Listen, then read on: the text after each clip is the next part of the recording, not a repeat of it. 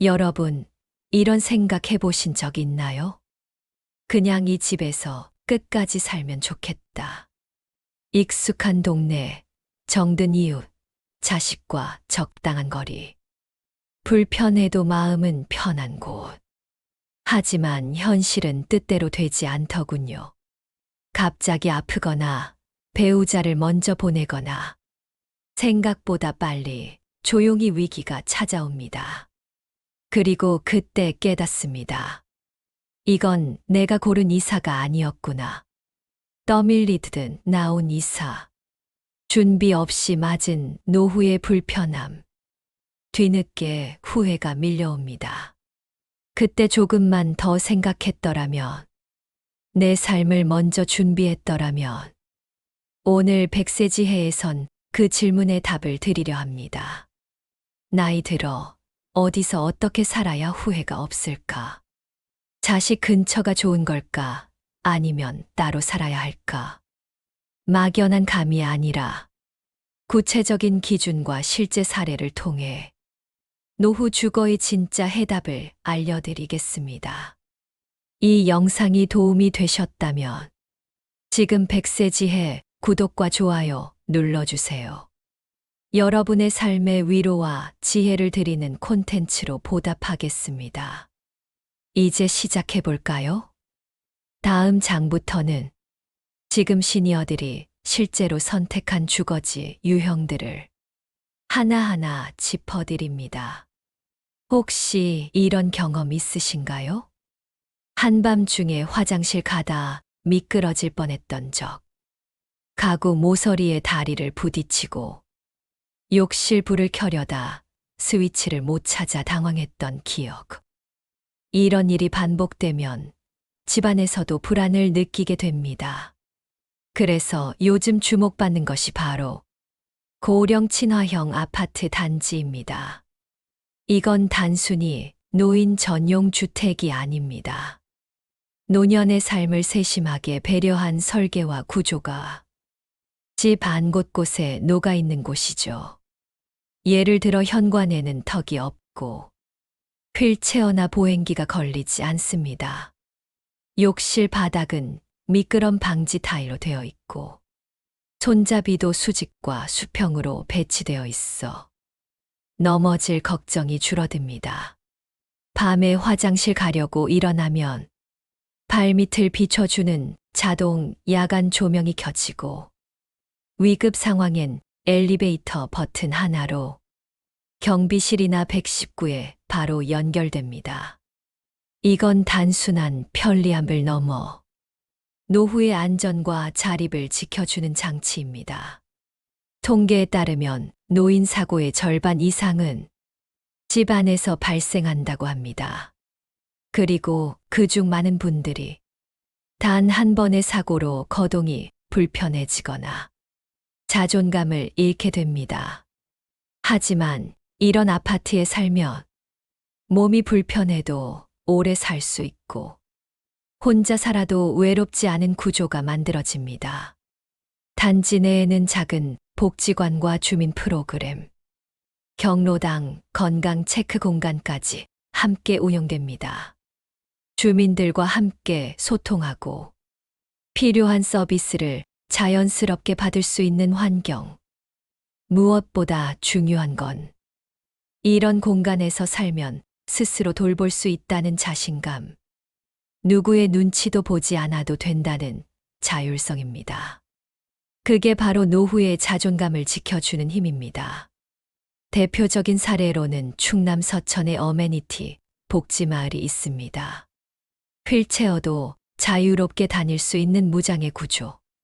단지 안에 노인복지관, 요양병원, 문화센터가 함께 운영되어 주거의료 돌봄 문화가 통합된 복합 모델로 주목받고 있습니다. 노후에도 혼자 살아갈 수 있는 구조. 안전하게 오래 머무를 수 있는 집.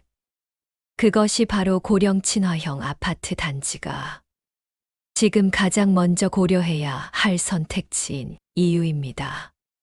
요즘 서울을 떠나는 사람들이 많아졌습니다. 복잡하고 비싼 도시를 벗어나 전주, 원주, 세종, 파주, 아산 같은 중소도시로 이주하는 경우가 늘고 있습니다. 이들이 선택한 이유는 단순합니다. 첫째, 생활비가 훨씬 적게 듭니다. 식비, 교통비, 관리비까지. 서울보다 한 달에 50만 원 이상 절약되는 경우도 많습니다. 노후엔 이 차이가 결코 작지 않습니다. 둘째, 자연과 인프라가 함께 있는 복합 단지가 늘고 있다는 점. 예전엔 시골로 가면 병원도 멀고 시장도 문화생활도 불편했죠. 하지만 지금은 다릅니다. 요즘의 중소도시는 자연과 생활 인프라가 모두 갖춰진 복합 단지로 바뀌고 있습니다. 단지 앞엔 산책길이 있는 공원이 있고 도보 10분 내에 내과치과 약국이 있으며 근처에 시장과 마트, 작은 문화센터도 자리합니다. 즉, 불편함 없이 하루가 자연스럽게 굴러가는 구조입니다. 주차 걱정도 적고 층간소음, 스트레스도 덜합니다. 게다가 단지 안에서 주민들과 인사를 나누고 반찬을 나누며 사는 관계가 다시 살아납니다. 이런 곳에서 살면 노후에도 갈 곳이 있고 말 걸 사람이 생깁니다. 하루에 작은 할 일들이 생기고 그 일상이 삶의 리듬이 되어줍니다. 실제 사례도 있습니다. 전주 에코시티는 공원, 병원, 시장, 복지관이 모두 도보권에 있는 대표 복합단지입니다. 원주 기업도시는 실버 세대와 젊은 세대가 함께 사는 계획도시로 최근 60대 부부의 은퇴 이주가 꾸준히 늘고 있습니다. 세종 도심복합지구는 행정도시이지만 노년층을 위한 공공복지 시스템과 걷기 좋은 보행 설계를 갖춘 도시로 평가받고 있습니다. 중소도시는 더 이상 불편한 시골이 아닙니다. 지갑은 가볍고 삶은 단단하게, 그리고 무엇보다 사람 냄새 나는 따뜻한 관계 속에서 노후를 살아갈 수 있는 새로운 대안이 되고 있습니다. 노후의 집을 구할 때 많은 분들이 이렇게 말씀하십니다. 이젠 살 수 있는 집이 아니라 살기 편한 집을 찾아야 한다. 특히 혼자 사는 어르신, 은퇴한 부부 또는 소득이 적은 고령층이라면 집값이 부담되거나 관리가 어려운 경우가 많죠. 그래서 요즘 주목받는 곳이 바로 LH, SH 등 공공기관이 운영하는 고령자 우선 공급 단지입니다. 혹시 임대주택이라 했어 낡고 불편한 집을 떠올리셨나요? 이제는 완전히 달라졌습니다. 요즘의 고령자 우선 단지는 저층 구조의 엘리베이터가 기본이고 무장의 설계로 휠체어나 보행기도 편하게 다닐 수 있습니다. 단지 내에는 경로당, 작은 도서관, 복지 프로그램이 운영되는 커뮤니티 공간도 있고 사회복지사와 연결된 생활 돌봄 서비스도 함께 제공합니다.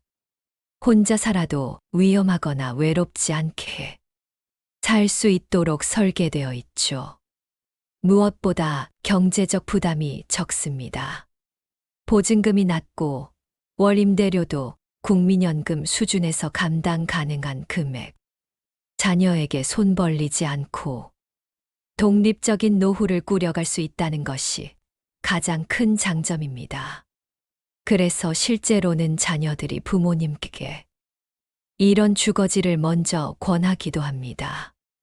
멀리 계시면 걱정되고 같이 살면 불편하니까 가까운 곳에서 편하게 지내세요. 서울 강동구, 성남시, 전주, 순천, 창원 등 전국 곳곳에 수천 세대 규모의 단지가 조성되어 있고 앞으로도 커뮤니티, 케어 중심의 복지주거 모델로 확대될 예정입니다. 더 이상 공공주택이 싸고 불편한 집이라는 이미지는 아닙니다. 이제는 체계적이고 안전한 노후의 선택지로 주목받고 있는 중요한 주거 형태입니다. 많은 부모님들이 이렇게 말씀하십니다. 자식 옆에 살면 든든하지. 아프면 바로 도와줄 수 있고 외롭지도 않잖아.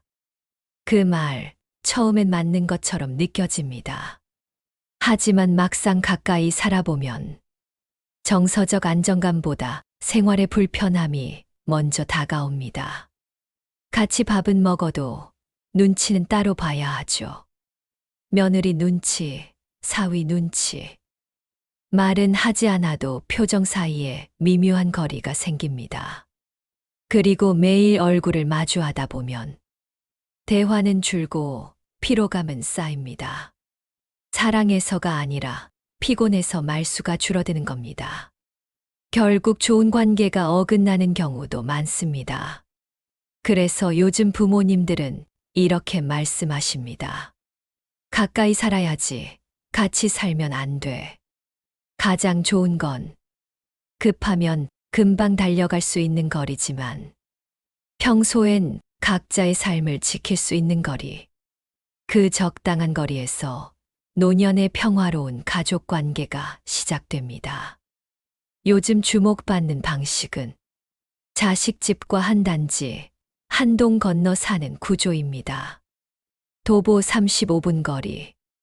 필요할 땐 서로 도와줄 수 있지만 생활은 철저히 독립적인 구조입니다.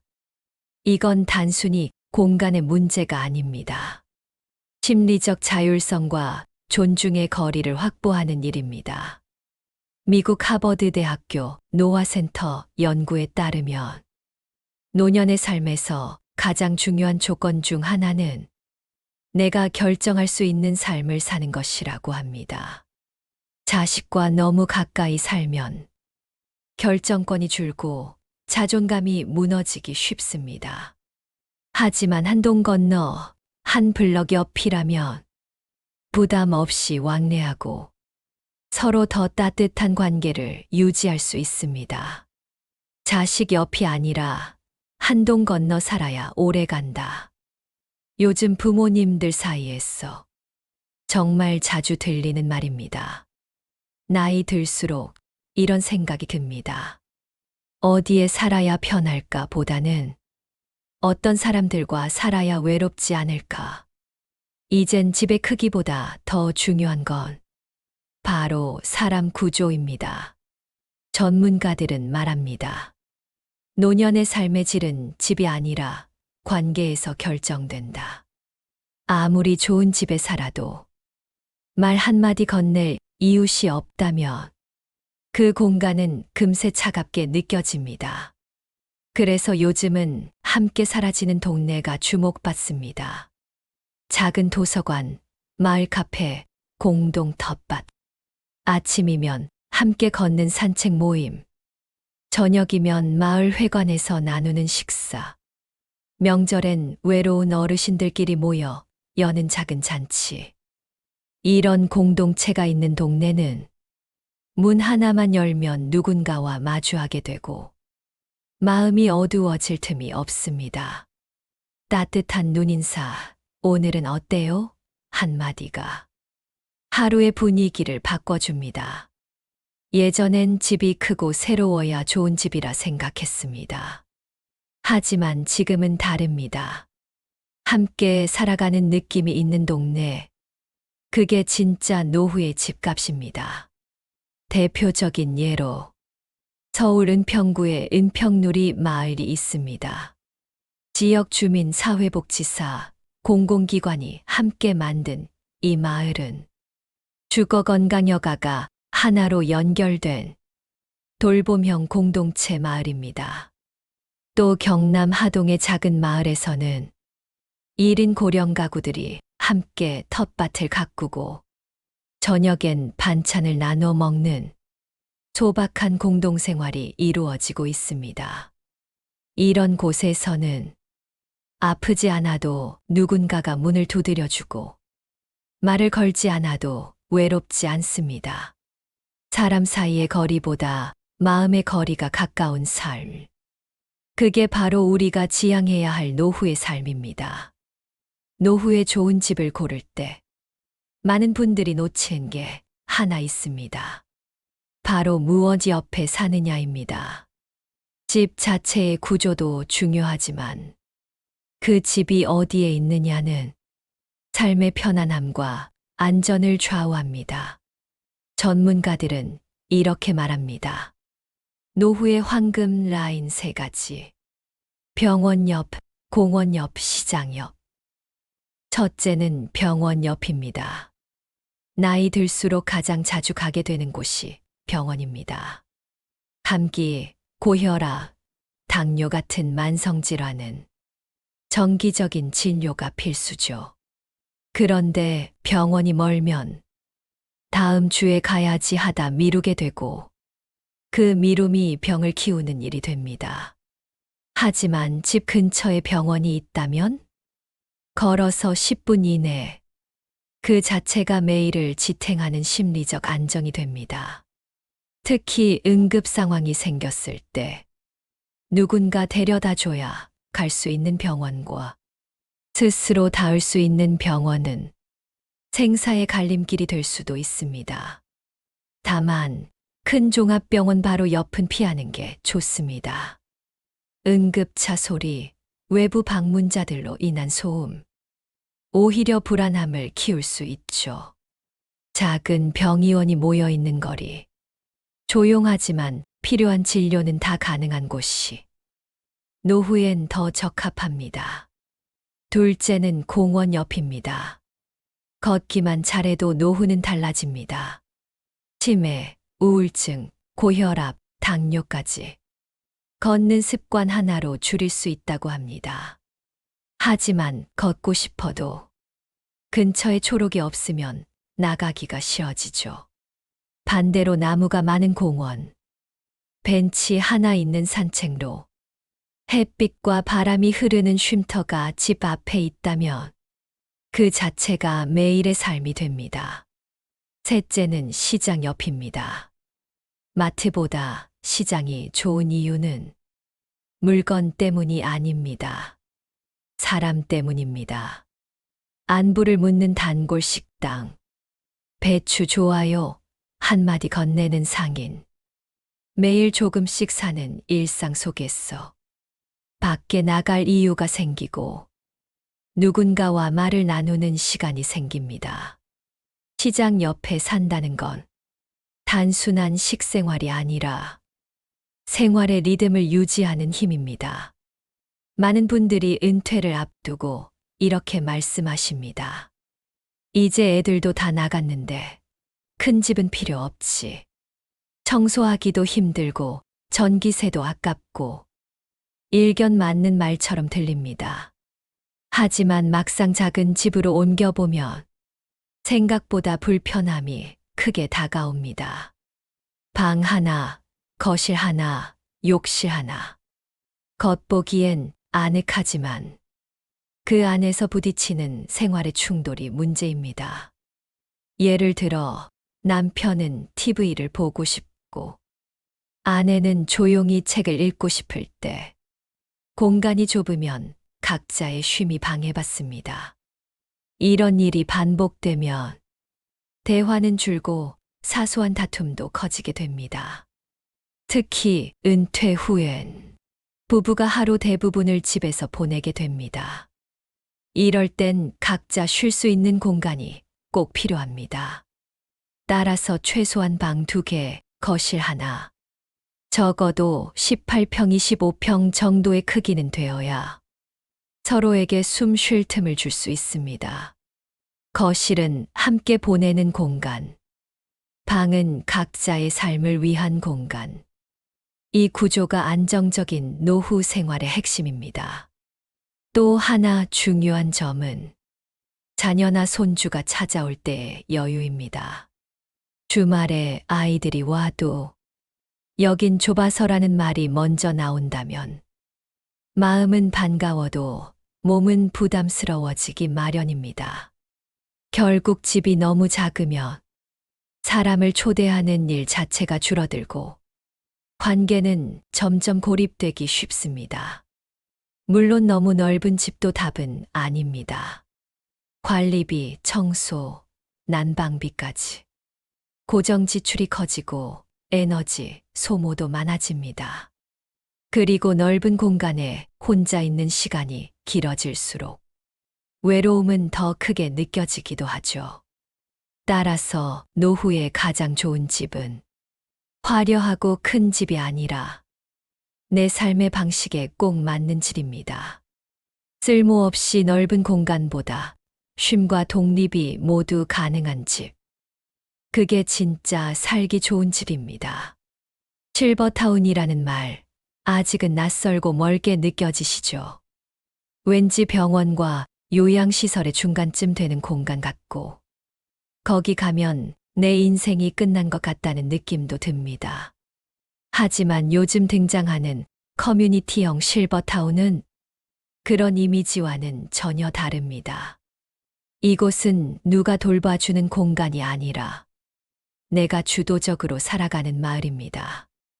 혼자가 아니라 이웃과 함께 식사도 같이 하고 운동도 하고 원하면 프로그램에 참여하고 쉬고 싶을 땐 조용히 내 시간을 누릴 수 있는 구조. 무엇보다 큰 차이는 관계입니다.